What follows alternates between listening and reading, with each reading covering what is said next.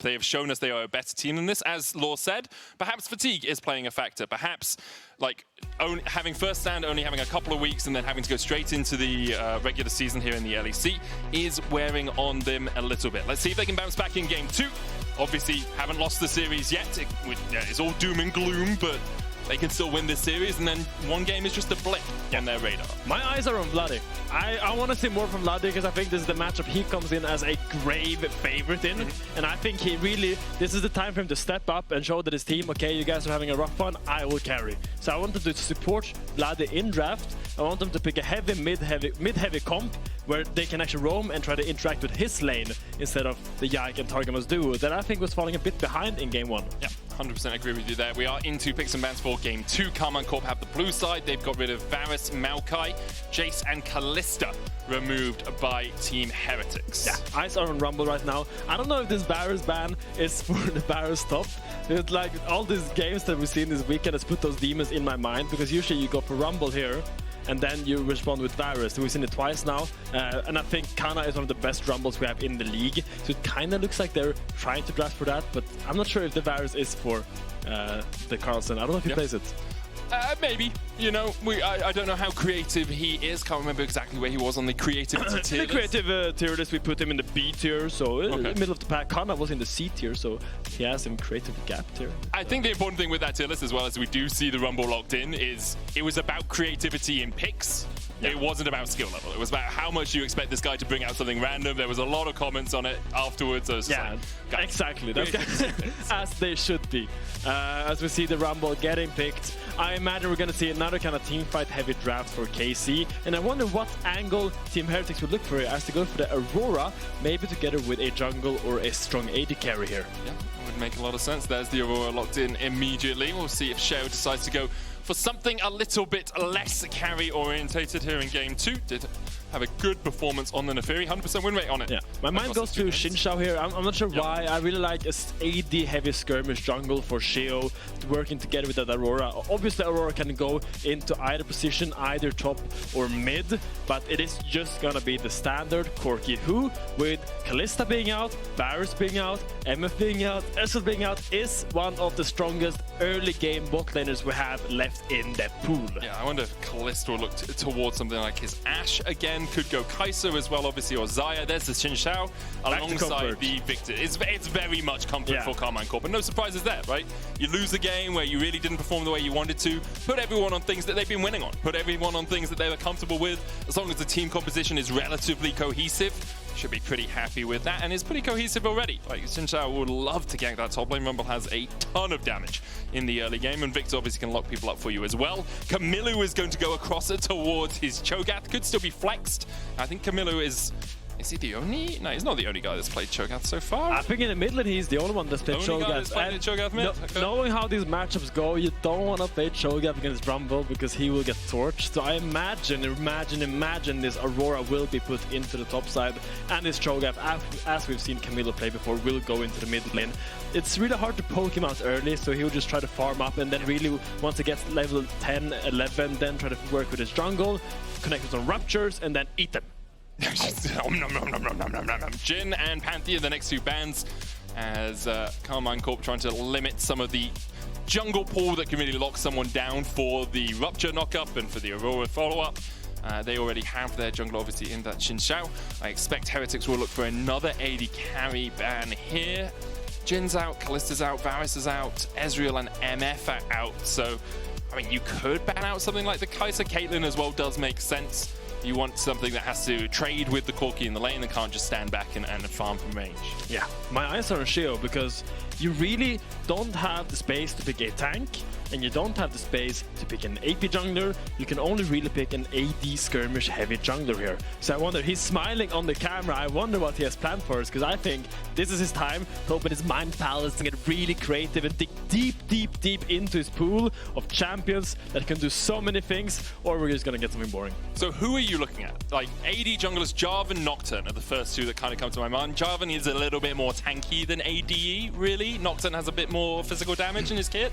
I do enjoy a good Jarvan, because Jarvan is really good into these immobile mages like Viktor. It's one of the most problematic things for Viktor to deal with when Jarvan ults on him. Yep. So as we see, we get a response here, because now it's really hard for Caliste to pick a immobile AD carry, knowing that Jarvan is there. You have two options: either you pick a fresh to help him out, or you just try to make it really hard for Jarvan to lock you down. He's playing with you guys. Stop worrying every time it's Kai'Sa. It's Kai'Sa. Oh, is it Ziggs? No, it's Kai'Sa. I mean, you have a Rumble and a Viktor. Really heavy magic damage compare coming out from KC. I mean, they will be fine because the Kai'Sa will go for that AD build and they have the Xin Zhao. I don't think it's going to be anything to worry about. But as a tank player at heart, I do enjoy when enemy drafts really heavy into one spectrum of the damage charge, because now this Cho'Gath can just itemize heavily into MR and be very happy with the efficiency of his stats. Yeah, I'd be really happy overall. Gragas is the final pick.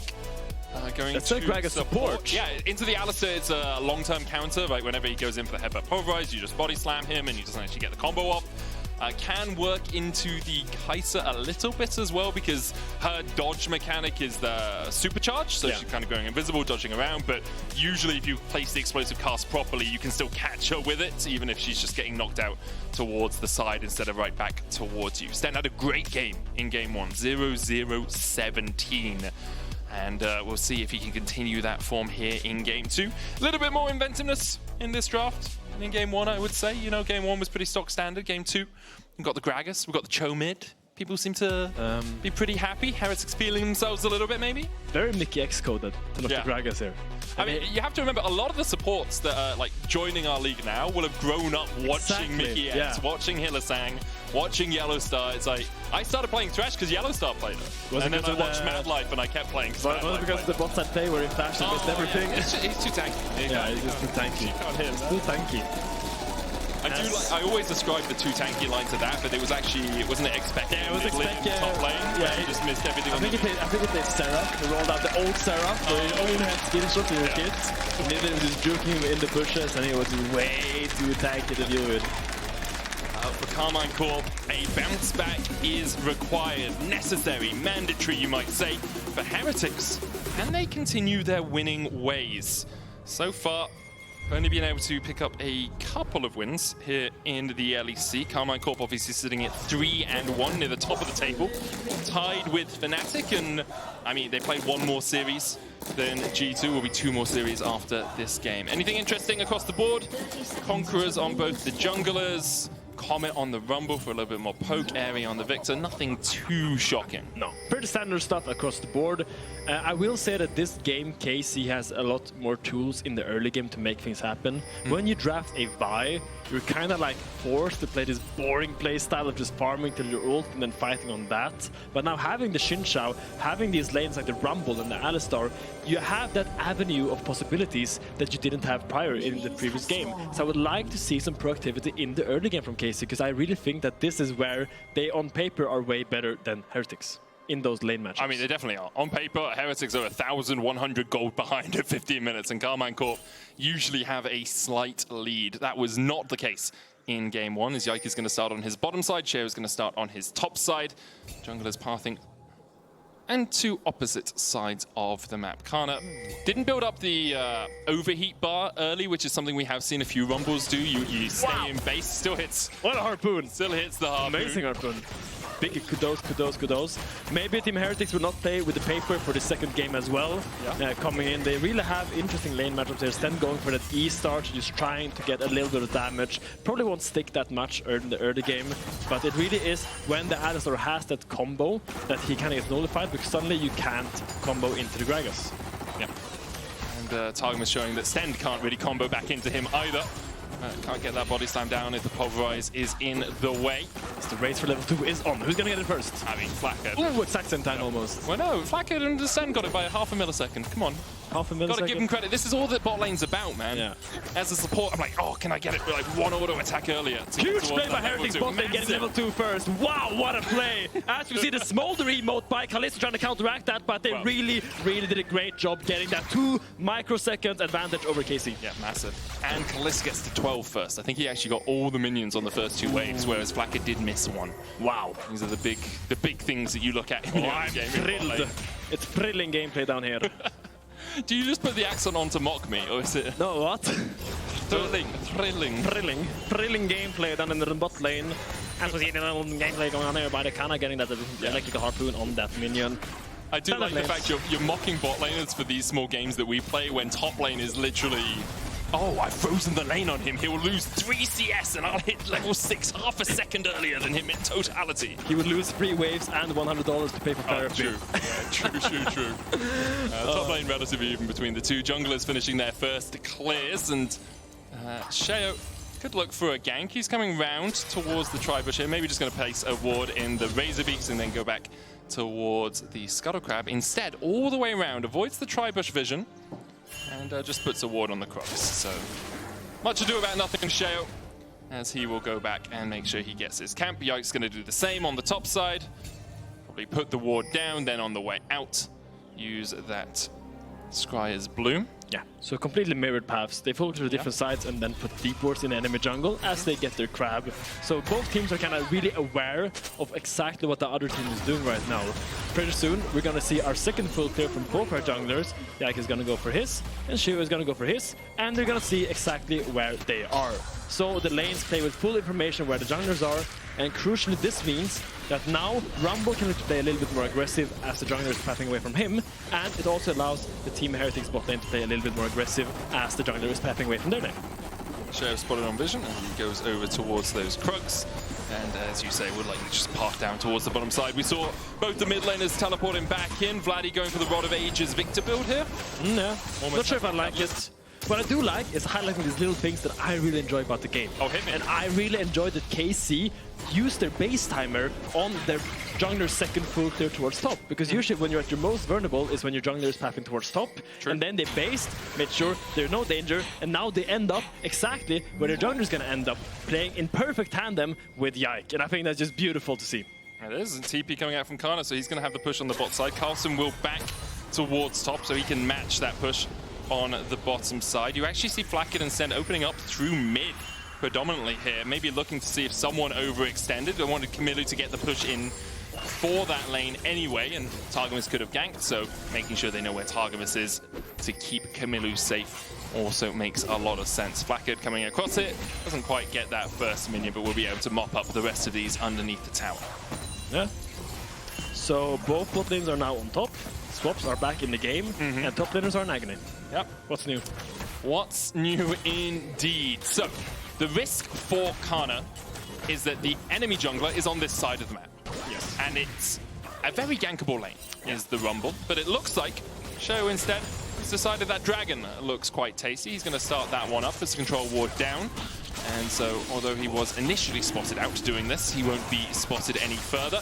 Does see that exchange of grubs for Drake once again. Last game, it was Karmine Corp who were getting the Drake, and Heretics who were getting the grubs. Whereas this time, the honors are reversed. Yeah, and the trademark of a grub versus dragon trade game is when the junglers path to different sides. Yeah. Because they will always kind of be mismatched with their full clears. So when one guy wants to do an objective, the other guy is on the other side of the map. Now he's gonna give the food to his Cho'Gath. He's gonna nom nom nom all over that scaly little is it a reptile? Is a dragon a reptile? A dragon? Yeah. It's gotta be. It's cold-blooded, right? Yeah, we'll call it a reptile, man. They're mythological. Yeah. Anyone that disputes us will just say, oh, I ascribe to a different version of the mythology than you do. That's true. Like dragons in every mythology. I mean, they do seem quite ubiquitous, don't they? They seem to be all over the place as Yike secures himself a Scuttle Crab. Importantly for Kamiloo, that feast stack does not count towards the 6 that he gets from minions in this game. Instead, just gives him the ability to continue stacking. Targamas goes back in with a headbutt pulverized. Yike is on his way across as well as Stend has fallen quite low. Flakked going to Valkyrie out with the junglers here, but neither one able to find a way into the battle. Yeah, and that's what happens when you E in as the Gragas. Suddenly you can't actually stop the combo. Targamas flash combo. Sheo's here though, and Targamas no longer has the flash. He'll fall first. Yike looking for the win becomes lightning. Cataclysm will burn the flash out of Caliste. Flakked with the barrier. Valkyrie's away, and now Yike's in the middle of 3. Stend doesn't have the health or the mana to really help out here, but with the win becomes lightning, Yike's gonna have to flash away from the standard, the Dragon Black combo there from Sheo. Vision! Passion! Aggression coming in from Heretics. Beautiful punish on that little overzealousness that Targamas has showed here.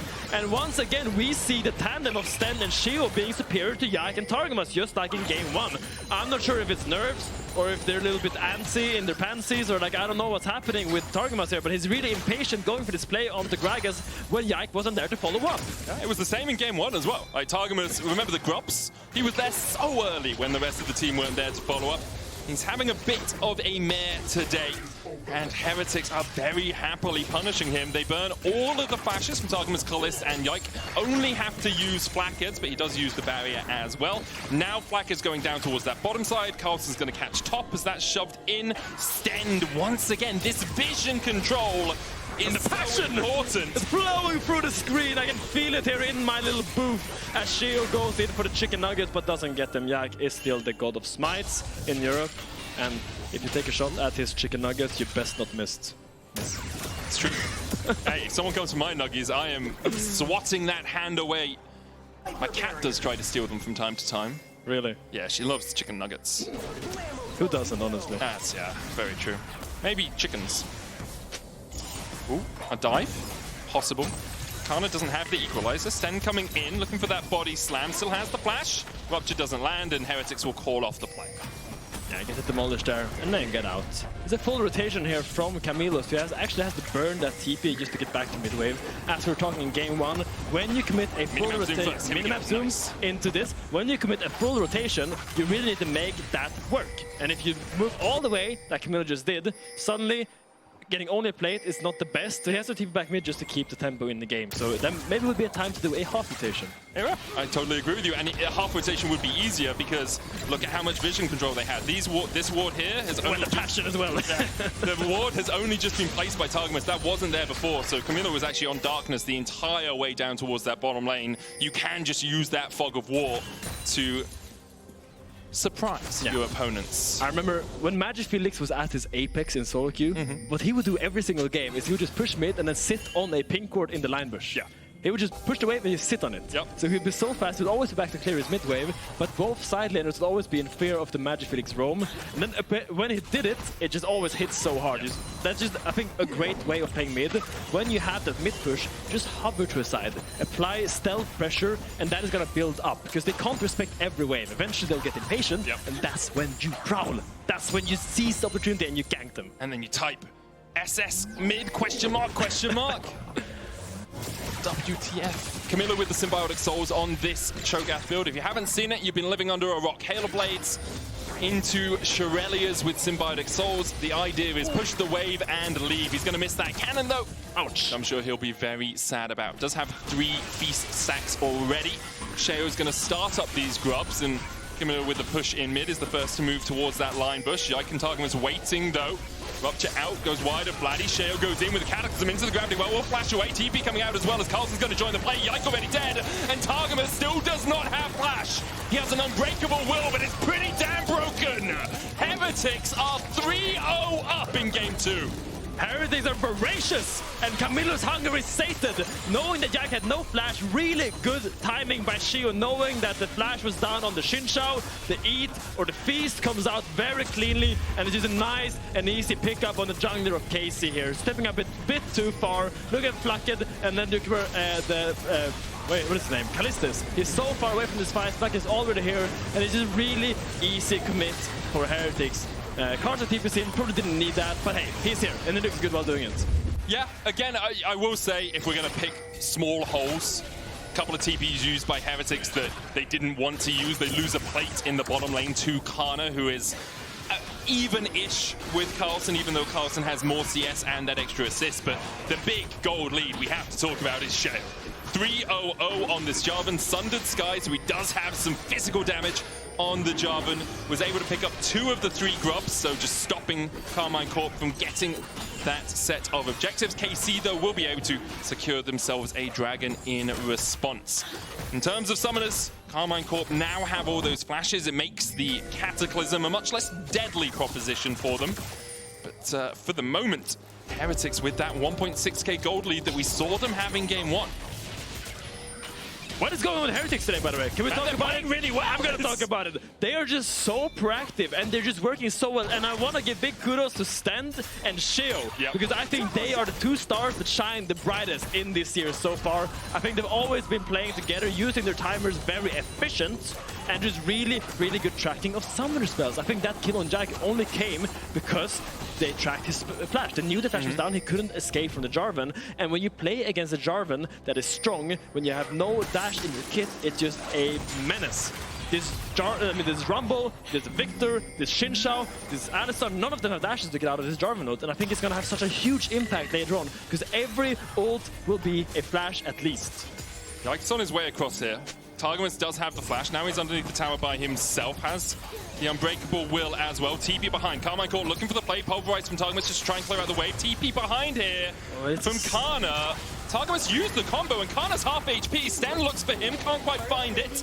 Yeah, Vladi's back mid. He decided not to roam. He's now going to try to hit mid tower, but Canna TP is down there, and now Carlsen is having a field day up in the top side. He's just going to get so much yummy gold for himself here and grow stronger and stronger and stronger. The thing is, Vladi can come across, so yeah, Carlsen will probably get a plate, but he's not going to get much more than that. Still huge for Carlsen, and again, the TP expended with no real benefit, especially like Targamas using the Pulverize on the wave.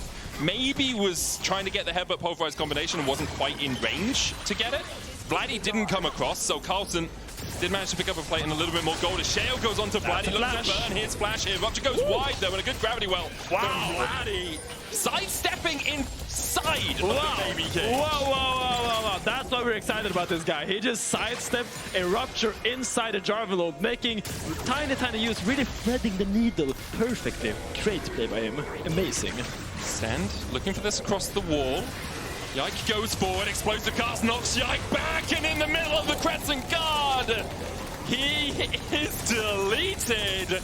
Heretics now with 4 on the board. This is exceptional.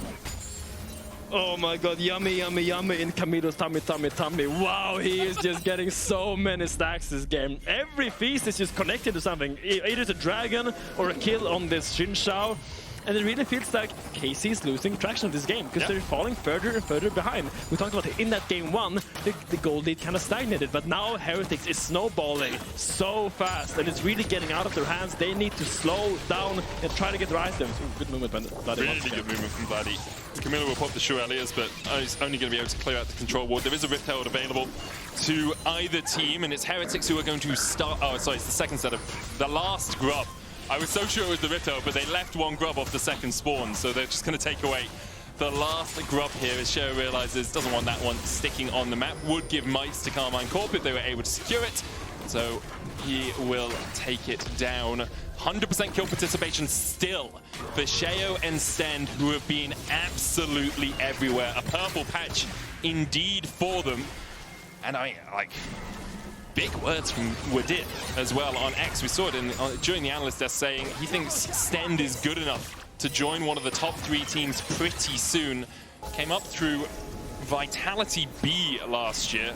Initially it was on Koi Academy in 2023, and then Vitality B last year. Obviously going into the finals versus BDSA, losing there, but still really like this guy is on the rise, and I think this series is just a great presentation why he is really good and someone to be excited about in the future, because usually we have seen our support talent pool in Europe have been pretty, I'm not gonna say dry, but it hasn't been the most exciting one, if you can say so. I mean, it's been a little recyclable. Yeah. So really seeing a new support come up to this league and actually have an impact like this is very exciting for the future. I think as well, like, sometimes a player needs a series like this where they really stand out. Like, Stend has been good, but serviceable so far. There's a really low-hanging fruit joke here that he stands out. It stands out. That's a great one. I love that. Okay, thank you. But yeah, sometimes you need a series like this. Like he's been an okay support so far. He hasn't really truly shone. Partly you can say it's the team he's on, but partly also hasn't shown us all of these fundamentals that he's showing us in this game. When you have a series like this, it gives you so much passion, so much motivation for the future, especially against a caliber of opposition like Karmine Corp. Yeah, and I think this is also a great point why this ERL system we have is so great, as we see Sheo on the flank. I'm not going to talk over his magnificent dash on Targamas. Locked up, knocked up, ruptured, and gobbled. Karmine Corp are 0-5 down. Kamiloo is 2-0-2. Sheo's going to get the second Drake of the game for Heretics. Carlsen's going to match Vladi in the top lane, and it's all gone pear-shaped for the boys in blue. Guys, that stake was so rare, it was still moving when Kamiloo ate him. That was tragedy. Hey, it's beef tartare. Some people love that, man. Yeah. I mean, it's good if it's Korean, but maybe not the European tartare right now. You don't like European tartare? I mean, nothing great right now. Oh, okay. I mean, actually, you could say it's very tasty with how many times he's been gobbled up this game. That's true, yeah. Another great play by Heretics, catching up the support before the Dragon, securing themselves a second Drake of this game. And Kamiloo has opened up on the side there, looking for Vladi, but Yike is here to cover it. But the Rupture connects for the first time. Kamiloo's on the chase. He's got another piece. Vladi's going to flash away. Between worlds goes Carlsen. Stend on his way across, and it's a good battle from Stend. With Canna TPing in, when becomes lightning again. Stend flashes across the wall. Caliste now chasing in. Karmine Corp finally on the board. Heretics overextend in top, and KC punish. Wow, he really comes up and tries to save the day there, but in the end, he's just Stend, and he can't really do much about it. The pick was really good attempt by Kamiloo to open up top side there, but really good read by Yike to beat there, and in the end, it just doesn't amount to anything. Yike just about to finish his recall, stays around. Did enjoy that he's just Stend as well. Yeah, exactly. You're on fire today, Finn. Still a 2,500 gold lead for Team Heretics. And in game one, we were talking a lot about how Karmine Corp will be happy enough with this sort of position, how they could come back into the game at 3 items. Well, in this game... Oh, gobble, gobble. Gobble, gobble. It's not quite the same as Targamas has to flash away from the Rupture. Burns that summoner. For the next 5 minutes, it will be down. There's an Artican spawning in that time alongside a Chem Tech Drake. Not the best soul for Heretics, but they'll use the time they have acquired from burning that flash to invade this bottom side, steal away as many camps as possible. Sad gobble gobble noises, not making up. It's turkeys on Thanksgiving, yeah. right? Not having an impact there. Gets the flash out of Targamas, and that's the issue when you play Alistar against Cho'Gath, because usually when you play Alistar, all the damage comes in, you get CC'd, and then you ult. And then you're around 60-50% health, but that's already in gobble range. Yeah, because it's true damage. Yeah, it's true damage. You just go through all the damage reduction, and Kamiloo will be really annoying for Targamas. It becomes so hard for him to actually be proactive. And we see it on every single lane right now. It's so difficult for KC to make a play, because they just don't have any avenues. Yep. The only lane with the gold lead is Caliste, who has those Yuntals stacked up. 2 items complete on Flakked, though, Triforce and Manamune. He's in a very strong spot, almost has the Muramana fully stacked up himself. Karmine Corp looking to see if they could catch anyone. We're also trying to get in towards that red. Caliste stepping forward, the wave in mid lane, not anywhere near the tower, so he doesn't have to be here to defend as of yet. Oh, Vladi has no flash. From Vladi. Look at the mortal spikes damage. Oh, but he don't have the damage. That's why the Roa is so good. Yeah. If he built any other item as the first item there, that is a dead Viktor. But in the end, Kamiloo doesn't lose anything for doing that. That was just a great pick. TP coming in as well. Canna underneath the tower puts the equalizer down, but there's no tower here to defend him anymore. Kamiloo joins the fray. Canna falls first. Carlsen will take it. Heretics find one. Let your Cho'Gath eat! He was so hungry, he'll eat. There's an Artican. He can eat the Artican. Oh, that's true. Eat the demon of the soldier from the past. Doesn't look that delicious, though, I'm gonna be honest. Yeah, I'm gonna be honest, I don't think a Rumble looks that delicious as well. Like, there's a little Yordle in a mech suit. I don't want to eat steel. I think Cho'Gath doesn't really discriminate in terms of food stuff. Yeah, he's an omnivore. He has really good gut health. Does. Probiotics. Targamas hex flashing across the wall.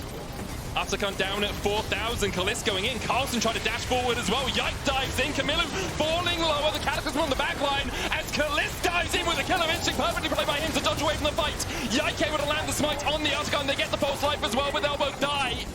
Sent packing. Heretics win the battle. But the Artican secured by Karmine Corp. Oh, it's a really valiant effort by KC. I really think they did the best they could there. I think they really did good. Caliste having a good individual moment, and Targamas actually finding an engage now that really connects into something. Sheo takes so much damage from his Artican. Look, he has no Sterak, and he starts this fight at so low health. They go on the Cho'Gath. He can't gobble anyone, and in the end, doesn't really matter. He will take away the Artican from Heretics, but it only gives him a second life. But it does give false life to everyone who was dead when it started. It's true. Well. So there are 3 false lives available. It's one of those weird buffs where it remains through.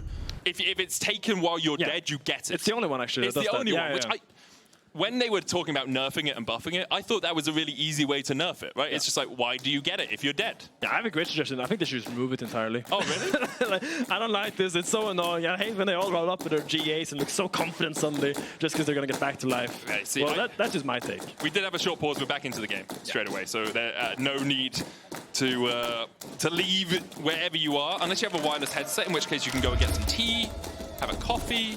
It is 8:34 at night, so maybe not a coffee? I don't know. You do you. I'm not here to dictate. But it does mean Targamas has that GA, as will Vladi when he comes up. Although, yeah.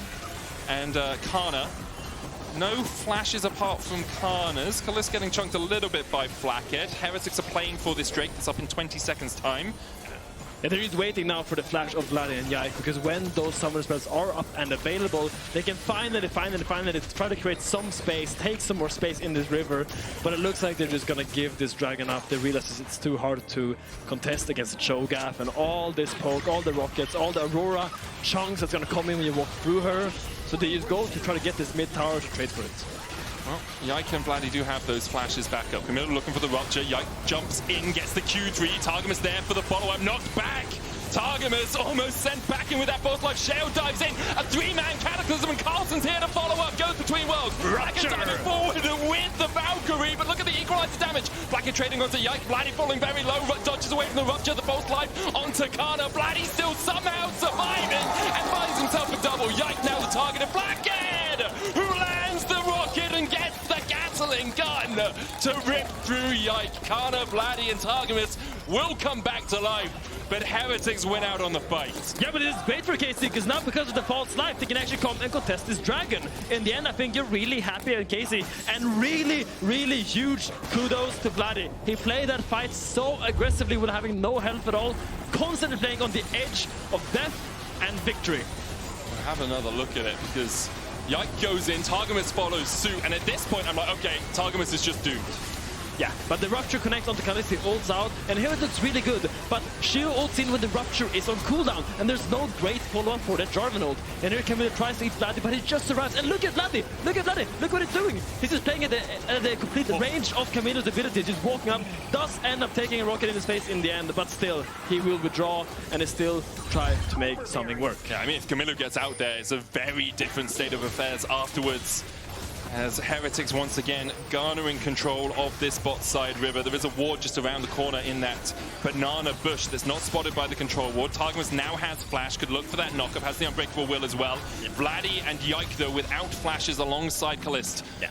Look at Jarvan. When they cross this line, he will go. They have no flashes, so they have two options. They can play in this little corner and try to poke, or they just have to walk through this entire choke point where all the AoE damage is going to come through. And it seems like they actually get a little bit of space here, but really keep your eyes on that Jarvan. He is onto Targamas, knocked back and feasted, but Kamiloo is already quite low. The equalizer well placed by Canna as well to force Flakked and Sheo and Stend away.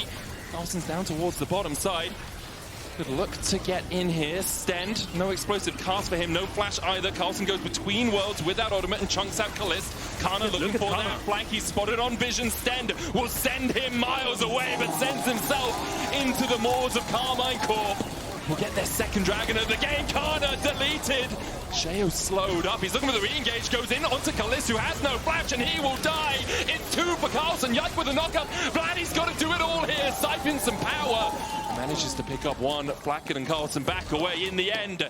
Karmine Corp get the Drake, and it's an even fight. Oh, you can smell the tension in this game. It's so close. So many micro moments having such a huge impact. In the end, they didn't really find the engage they wanted, and Kai'Sa got full access to the river. And what happened is that despite Targamas dying early, so did Kamiloo. And suddenly that's a trade you will take if you're Kai'Sa. Doesn't matter that your support dies if you also get your trade back on the Cho'Gath here. Sure, he looks big, but he's not that tanky. Great equalizer by Canna, splits the entire team, makes it so hard for him to defend him. And when this fight kind of goes back, Carlsen looks for the ult but doesn't really find much. And now look at Canna, finds a really crucial flank. I think here was great what it did, but now maybe got a little bit too overzealous here, tries to face check into the Aurora. Yeah, the second face check I think is not the wisest of things to do. Vladi again playing on the edge. You can see Sheo thinking, well, Caliste has no flash. They do take him out, but then Sheo a little bit overextended. And Vladi's so tanky with his Rod of Ages and Leandri's complete. They can't work their way through. And Stend realizing, okay, I mean, the Blast Cone got the Rumble out of here, but not in the right direction, and kind of took me to my death. 3,000 gold the lead for Heretics, but that has not extended in the last while, and Karmine Corp are starting to win out on some of these fights. They have a 3-item Vladi who, let's be honest, more like Atlas this game, carrying his team on his shoulders. I like that reference. Thank you. I will say I am a bit critical towards Kamiloo's itemization. I don't really understand a dead man's plate when they have so much magic damage. I would have loved to see a Force of Nature. Agreed. Because as you saw in that previous fight, he just went down so fast. This Cho'Gath looks really big, but having all that armor doesn't really do him any good in these fights. So when he's gonna get that MR, he's going for it now. Maybe we'll see a stronger front-to-back comp from Heretics. Yeah, those are the usual two options. Second item, you get Shurelya's first, and then Deadman's if you want a bit of armor, or Force of Nature if you want the extra magic resistance. You're still getting movement speed because they both, well, Deadman stacks up in a slightly different way, but they both stack up to give you movement speed. Stend here on the front line. Vladi trying to clear out this vision alongside Targamas. Baron, the next target for these teams. Yeah, and I will say, if you're a KC fan, you can take a sign of belief. Target has flash, but the Catalyst been going down. Carlsen trying to put the damage in from the side. Explosive cast going wide. There goes Caliste into the middle of them all. Flakked falling low. It's all about Caliste. The Equalizer goes down as well as Stend has the flash across the wall. Caliste will fall. Canna's going to chase Stend down towards the bottom side. Carlsen and Kamiloo now trying to run out. Carlsen TPs to safety. Stend is going to get out as well. Oh, never mind. Run, Stend! I mean, you're in danger. Oh, the flash. Okay, he's dead.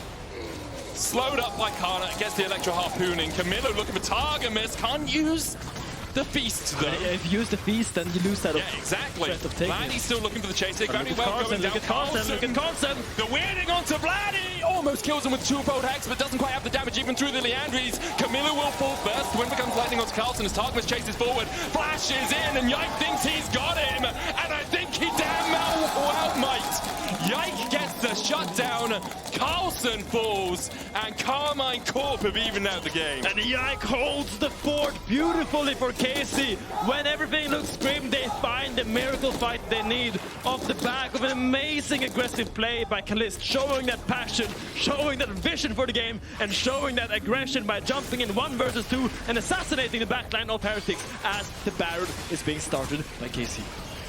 Yike, the Smite King of Europe. Sheo looking for the steal more than anything here. Karmine Corp, you need someone towards the backside. Don't really have the vision yet either as Stend clears out that Scryer's Boom. Now you see Sheo, TP coming out as well as Kamiloo's going to join the fray. Targamas there to try and headbutt or pulverize someone away. Look for the Feast. Yike is low. There's the Equalizer on Flakked and Stend. The Feast onto the enemy jungle. And now Stend's going to turn over onto Targamas. The explosive cast will knock Canna back as well. The object doesn't quite hit, but he will get silenced. Canna pops the stopwatch. Vladi and Caliste need to close in as Flakked is falling low. Canna taken out though, and Flakked survives towards the top side. Heretics fine too. They have their jungle and they've got Feast up in about 2/3 of its cooldown. Carlsen will clear out mid. Do you just turn towards the Baron? Oh, a great discipline by Heretics. Not to try to go for the dash, not to try to push out topside. They just all instantly base because they know the dragon is the objective. And I gotta think this is Sheo calling this because I know how much he loves his dragon and is so disciplined. But let's take a look at this fight. Look at this angle that Kamiloo fights onto Yike. Lands the Rupture and lands the Gobble, the Gobble, the Gobble. And now the fight just falls apart because without your jungler, you are not that strong. Yeah, I mean, Kano as well. Great cask from Stend to knock him in. Flakked almost falls. Incredible for Heretics that he survives. Kano dies again. There's the Drake secured by Heretics in that picture-in-picture. Karmine Corp are going to set up towards that top side. Canna up in 2 seconds time, but doesn't have the teleport. And Heretics are making a beeline for the mid lane for now. Going to try and crack that mid-tier 1 if they can. Yike there to defend. Caliste as well at 3 items. Targamas going in onto Sheo, who misses the flag and drag. Great cask back again into the Cataclysm. Arcane Storm out, and immediately they dive onto Vladi, but Black is now isolated. so far. It's only Sheo who's gone down. Carlsen, though, will find one. He's looking to two, can't quite make it. Flakked now opening up with the Gatling gun. Canna falling low. Targamas with a knock-up. Flakked has the barrier. Canna's going to go down to Kamiloo. Stend goes back in for the slow on Yike. The rupture doesn't hit. Yike gets two! A spear through the hearts of Heretics. As two of them fall, the rupture goes short, and Yike will walk away. What is happening in this game? Just back-to-back amazing plays by both teams. Look at Carlsen in this fight, and look at Yike. These two standout players find crucial plays, keeping their teams in the game. As we slow down a little bit, the fight starts by a great cast by Stend, but Yike finds the flash and then the knock-up onto Sheo. With the Arcane Storm following up as well, you can see Sheo diving in, Flakked thinking I could follow. Look at Carlsen. But then Carlsen gets this twofold X. It's sublime, he almost survives, and then it's a fight of Heretics trying to play around the edge of Karmine Corp's positioning. Yike here. Two Heretics, one spear. Oh! Gorgeous, gorgeous! I mean, that wins them the fight, or at least keeps the fight close, because otherwise Yike's going to get chased down. And you can see Stend realizes just how much it means. Again, we have to... And this game is so tense, Medic! This game is so tense, back-to-back to fight. We're witnessing peak European League of Legends right now. This game is so exciting, and it's just so back and forth. So many mechanical plays happening all the time. Carlsen just short of a Rabadon's. We have almost 4 items for Caliste as well.